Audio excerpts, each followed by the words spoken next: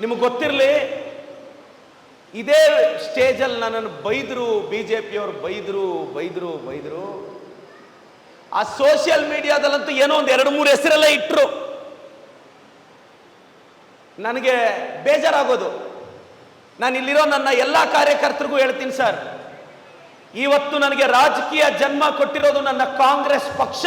ಕೊನೆ ಉಸಿರೋವರೆಗೂ ರಾಜಕೀಯದಲ್ಲಿದ್ದರೆ ನಾನು ಕಾಂಗ್ರೆಸ್ ಅಲ್ಲೇ ಇರ್ತೀನಿ.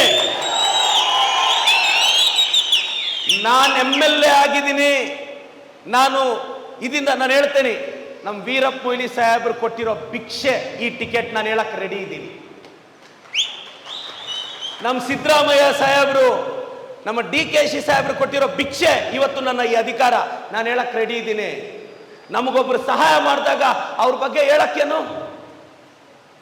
ನಾನಿವತ್ತು ನಮ್ಮ ಮನೆಯಲ್ಲಿ ದೇವ್ರ ಮನೆಯಲ್ಲಿರೋ ದೇವರು ನನಗೆ ಎಷ್ಟು ಒಳ್ಳೇದು ಮಾಡಿದಾನೋ ನನಗೆ ಗೊತ್ತಿಲ್ಲ. ನಮ್ಮ MC ಸುಧಾಕರಣ್ಣ, ಶಿವಶಂಕರ ರೆಡ್ಡಿ ಸಾಹೇಬ್ರು ಅದಕ್ಕಿಂತ ಜಾಸ್ತಿ ಒಳ್ಳೇದು ಮಾಡಿದ್ದಾರೆ ನನಗೆ.